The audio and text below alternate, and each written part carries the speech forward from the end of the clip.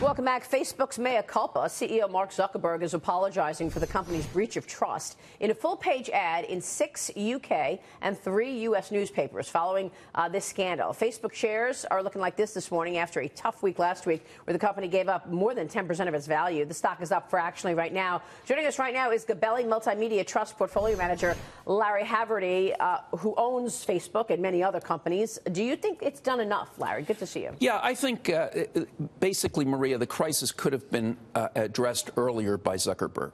My big rant on the company, if you will, is that Zuckerberg's the captain of the ship, and he should have been at that all-hands meeting that they had on Tuesday rather than sending the lawyer. But after Wednesday, I think somebody got into his ear, or there are a lot of smart people at Facebook, and since then, in my opinion, they've done all the right things. They've hit all the boxes, including the advertisement, which I think should have been earlier, but in my opinion was very effective. Larry, looking more broadly at the tech sector and the fact that the big run-up in the market, a lot of it was the big tech names in terms of the S&P. How does this really impact the broader technology sector? Investors are going to start shying away a bit? I don't really think so. I look at the tech sector versus other consumer equities, and you look at a tech company like Google or Facebook, and it's on current cash flow around 17 times, and you look at a consumer product company that has maybe a 1% growth rate, and it's 12 times. So tech is really very, very underpriced. The only reason the tech would, I think, have big problems is if you had a very significant increase in interest rates and or an acceleration in inflation. And that would have to be energy driven.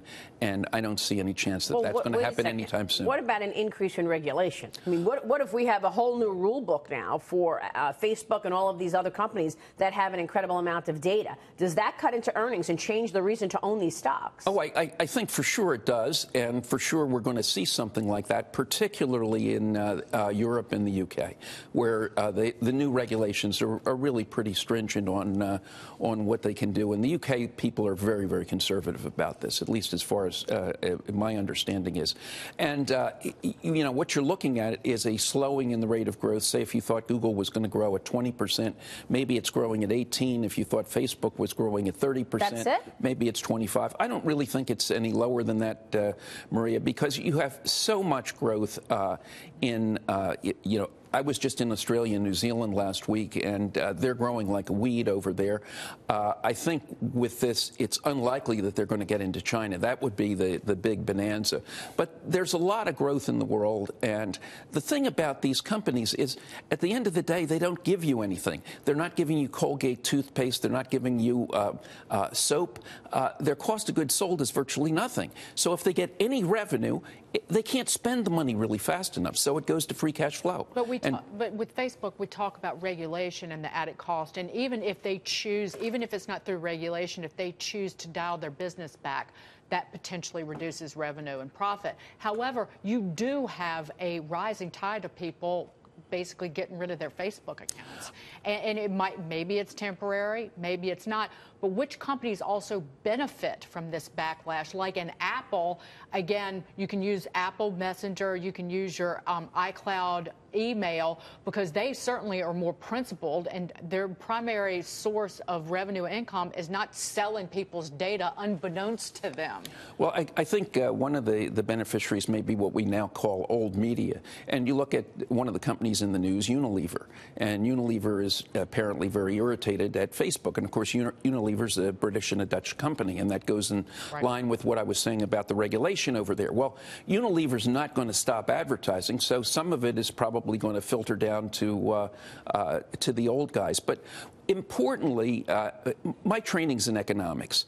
And in economics, you learn to talk and think about the margin. And what you're talking about is the margin. It's not the mass. Could they lose 3, 4, 5% of their subscribers? Absolutely. Do I expect that they're going to lose that? Absolutely, I do. Is it discounted in the market? I think a lot of it is discounted because Facebook already lost, pick a number, $60, $70 billion in market value.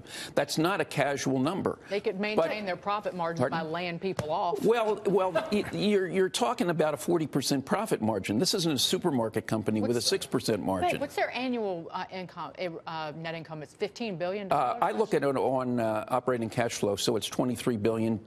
Google's around $32 billion. That's incredible. So, That's their income number, not revenue. The numbers are really staggering. Yes, sir. I hope people look at those numbers and realize that it's your personal information that they were basically not protecting and handing off to other companies. That's how they make that money. And monetizing it, right? But I'm curious, though, because it used to be that Facebook was like the thing in town. And now there's so many alternatives. You've got Snapchat, you've got Instagram, there's all these other things that are rising in popularity.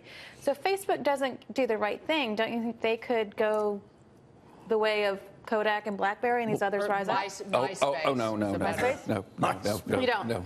Okay, tell me why. Tell me why. No, because basically these applications have really changed your life. Yeah. I mean, no one in our business can get along without Google.